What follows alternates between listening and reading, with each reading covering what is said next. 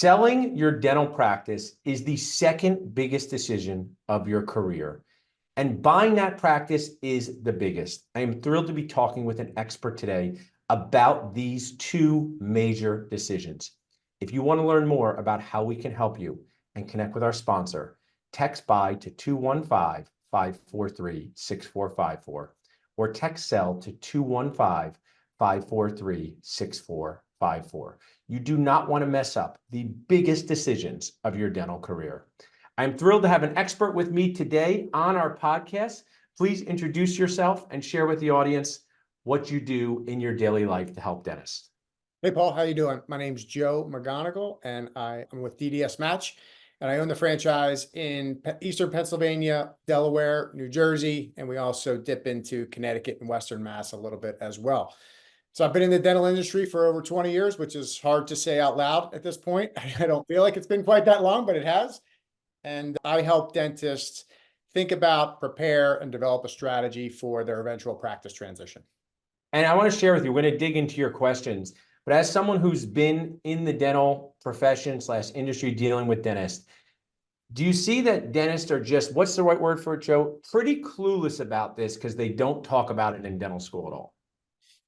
Yeah, I mean, I don't know if I'd go quite as far as clueless. I think there's some preconceived notions or some general misperceptions about the overall process, what's really involved, and frankly, Paul, what the possibilities are in the marketplace. And that's the one that I think is maybe the biggest miss for dentists as they head into this, is not fully understanding all of their options and really exploring some different possibilities. So they kind of take a process that should probably be multi-year and try to squish it into 6 months, and then get frustrated at some of the potential outcomes. I love it. What I've been doing with you and your awesome team, thrilled to be partnering with DDSmatch as a sponsor. I'm teaching you guys how to talk dentists, right? Teaching you guys how to talk dentists. And one of the things I've said is, if you said to a dentist working with you, do you ever get frustrated when one of your patients comes in and says, I need all of my teeth to look great for my daughter's wedding?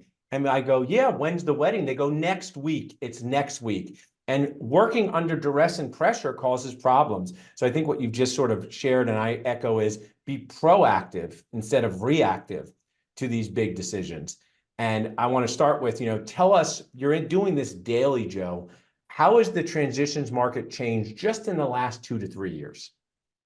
Yeah, so I think most people watching this that own dental practices, probably will point to consolidation having an impact as to how the overall market looks. Obviously, the continued growth of DSOs and strategic buyers will say, I don't think all DSOs are actually DSOs, and they're certainly not all created equal.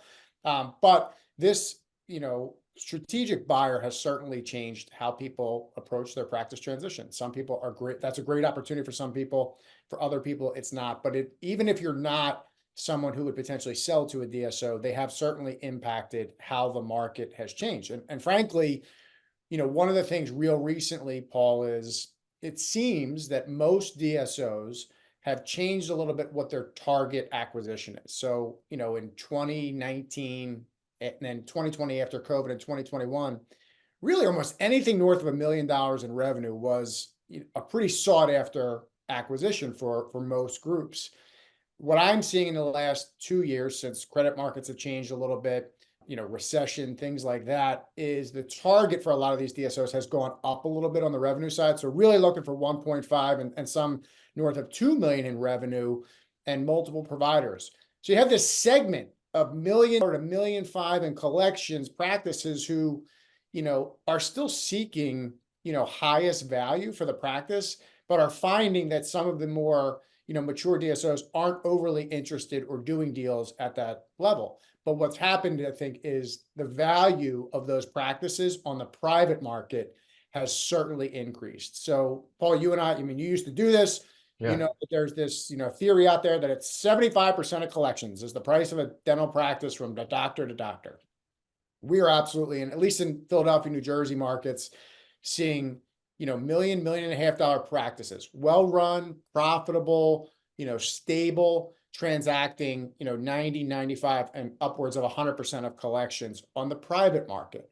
which I think is fantastic. If you're a practice owner that has over years developed your practice to that level, I think it should command, something different than 75% of collections, which has been used for 30 years. So I that's love one. what you shared. I just to interject with brilliant ideas. I don't want to interrupt you. Just ask my wife. Actually, don't ask her. Just take my word for it. But you've shared so many great things just in the last few minutes that I want to just review in a way that we can densify this for our audience. So let's start with, you said so many good things, but I'll start in the beginning. So I love the movie Philadelphia. Denzel Washington says, explain to you like I'm a 6-year-old. So some dentists come to me, Joe, online and in person, unasked. Okay. It's like when you go to a dentist at a party and they say, why don't you take my dental insurance? I say, nobody asked you. They come to me unasked. They say, Paul, Nacho guy, I don't want to sell my practice to a DSO. I just want you to know that. And I say, okay, cool. What's a DSO? They say, I have no idea what a DSO is. So let's just start with some definitions to help our audience and educate them. And we'll use an example. So we started, Joe, Dr. Nachos, House of Dentistry and Nachos, and it brings in $1.8 million a year. And it has an owner dentist and an associate, okay? Share with our audience, what is a DSO and why they'd be interested in that practice. Sure. Well, I mean, DSO by definition is dental service organization. So I think the key word there is obviously, or sorry, it's dental support organization. So the key word is support, right? And so what a DSO is supposed to offer is that back end support. And frankly, it's what a lot of dentists are looking for when they want to partner with one. That, I like the dentistry.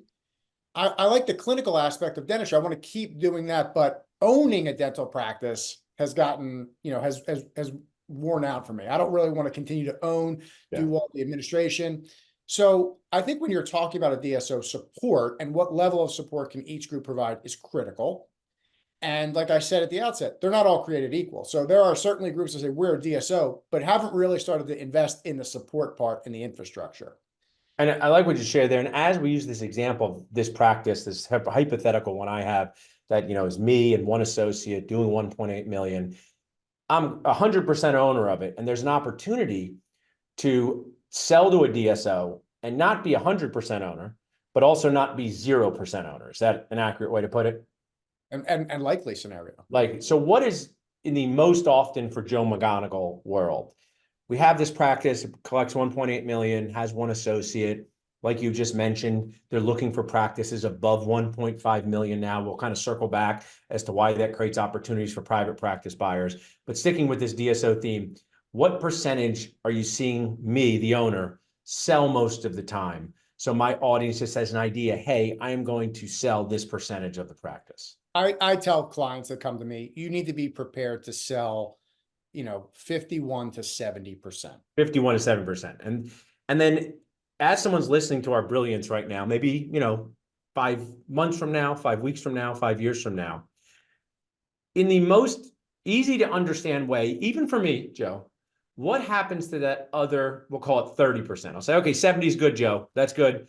What happens to that other 30% of my ownership? It's some form of equity. It could be an earnout equity, meaning equity in the practice you've built. You still own 30% of your 4 walls. It could be equity in the overall DSO. And Paul, that's the point, of, this question. How's it changed? Every deal is different. Our friend Rob Montgomery says, you've seen one deal, you've seen one deal, right? Yes. And Paul, I think that when, I think this topic goes a little deeper. So when dentists come to you and say, I don't want to sell to a DSO, I think dentists look at the transition space as I'm selling, I'm retiring. There's a finality to it, and that's fear and anxiety. And I'll just peel back and wait to have this conversation for another year. But Paul, I think the real opportunity for dentists, and probably another way to look at this is, you spent 30 years building this asset, taking risk, managing it, growing it, losing, sleep at nighttime. You're not just selling something. You're thinking about how to monetize and de-risk yourself from this asset as you head into the last 2, 3, 4, 5 years of practice. That doesn't, whether you're selling to a DSO or a private buyer, part of it is how do I maximize the return on my investment that I've made all these years? And I love what you said, Joe. The ROI portion, there's 2 things I want to share. Some of it is the return on investment, which is purely financial. but I also talk about relationships, opportunities, and the impact we have on others. And to just be real about this whole thing, in my world of selling practices, most of the time I was selling to private practice buyers. And most of the time, that owner was only staying on for a short period of time after the sale. We'll get that in a minute. And with a DSO, DPO partnership strategy, we just had someone on stage at our event talking about how now they are still part of their practice, still contributing successfully, and they are enjoying this team approach. I have this basketball here to remind me of my failed dream, but team approach. So I like what you've shared there, Joe, with the DSO world. But now, in case someone's listening saying, I still don't want to sell to a DSO, take my practice. If I, hired you and I say, you know what, Joe, I can't stay 3 years. I'm moving across the country. I want you to find me a private practice buyer who I can stay on for this amount of time. So let's just go with the same example. And let's say my associate's on board to stay just for the sake of this podcast. So someone buys this practice and it does 1.8 million and they're a private practice buyer. Before we get to what they'll pay for it, tell me about my seller transition. Is it shorter? What happens? Tell us what you see most often there. Yeah, I think it depends a little bit on a few factors, one being the size of the practice. So if it's a $1.5 million practice, the good news is there's likely plenty of production and cash flow to help support the seller doctor transitioning over a period of time. It doesn't have to be quite as abrupt because there's plenty of room, again, production, cash flow to support that type of transition. The smaller the practice is, the harder it is for the seller to stay on in any prolonged or, near full-time, capacity, because again, there's less to go around, and it's really the new doc who's taking out the loan that has to service the debt and make an income. But, I think, Paul, I mean, you've done this. It's anywhere typically from 6 to 12 months. And I think 6 months being kind of the sweet spot. I think most seller docs are willing to commit to the 6 months.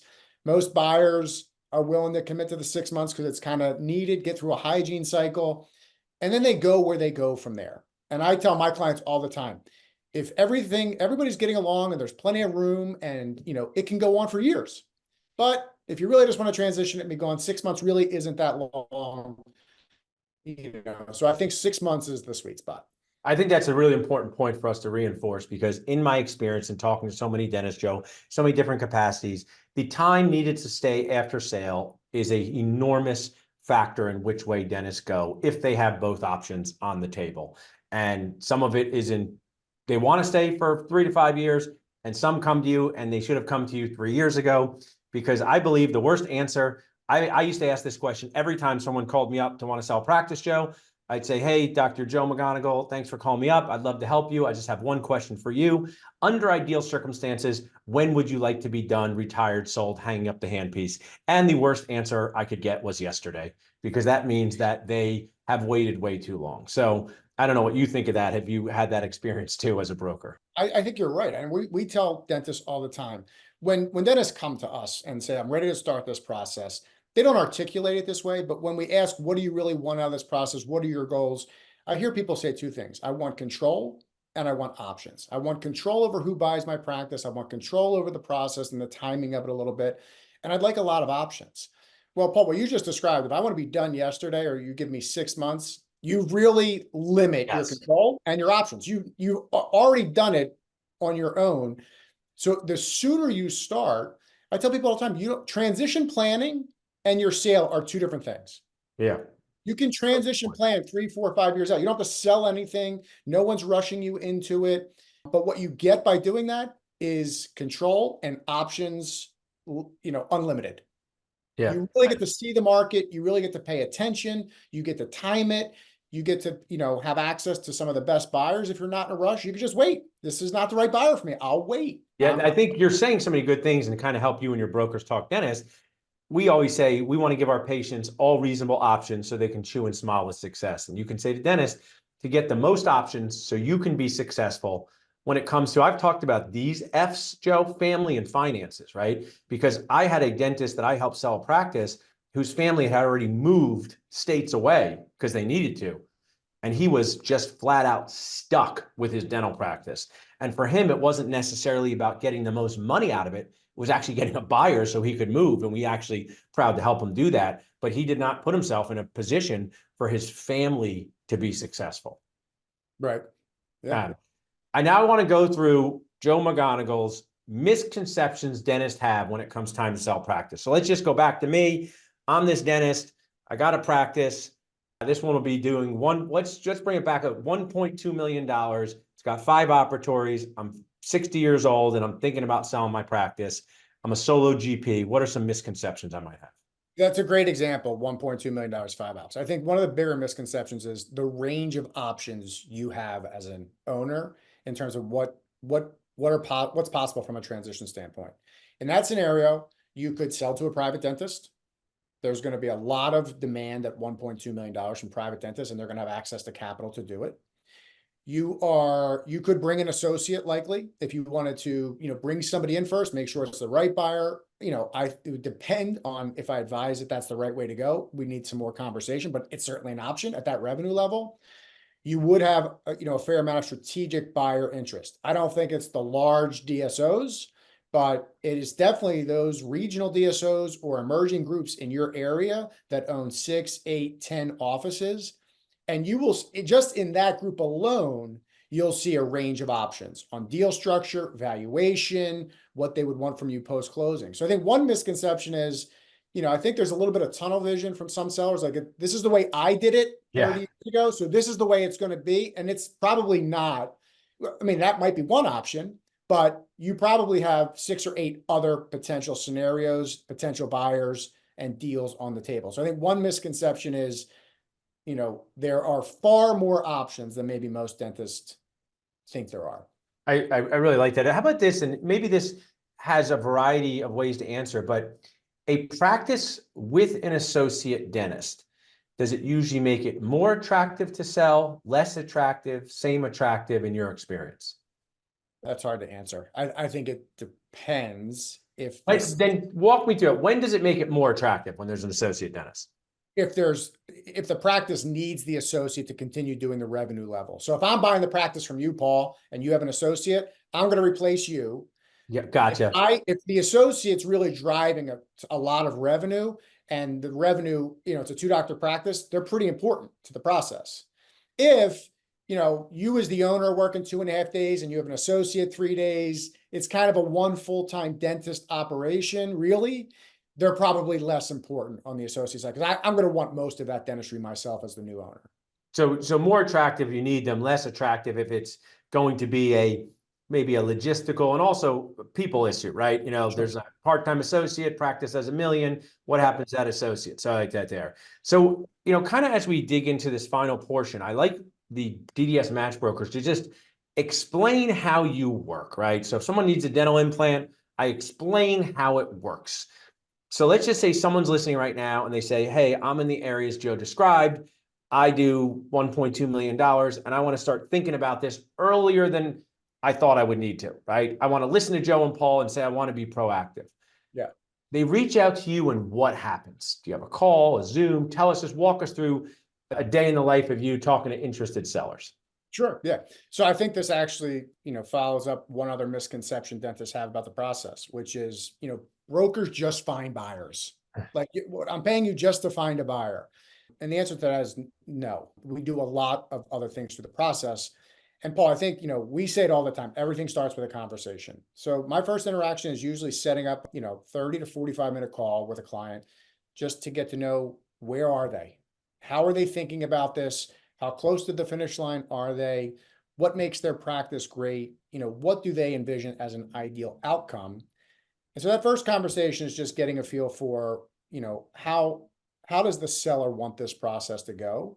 And from there, we just talk further about options in the marketplace, options for their specific practice, and just at a high level, like, hey, Paul, you have this great $1.5 million practice, you could certainly, your private buyer market would be, there'd be a huge private buyer market. You'd have all these, you'd have DSO. So we kind of just say, hey, here's some things that could potentially be options for you. What sounds interesting? What doesn't sound interesting? What questions do you have now that these are your options?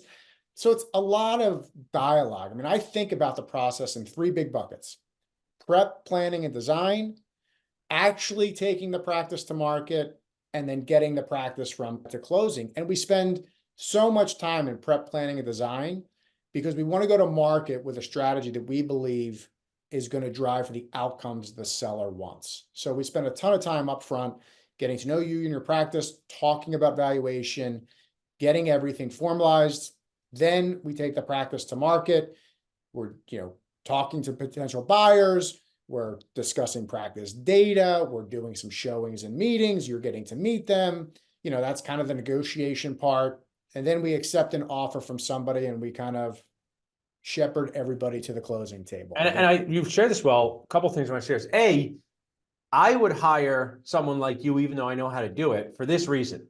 Brokers screen out a lot of buyers that would drive the seller absolutely nuts to talk to. I mean, that's what I did as a broker, right? So you also are screening people. And I think that it's a very emotional process selling your dental practice. And some things people had said to me as the broker, I was like, I'm so glad you did not say that right directly to the seller. So it's just me painting a picture as why DIYing it as a seller can be a real challenge, right? For your emotions, your finances, and your time.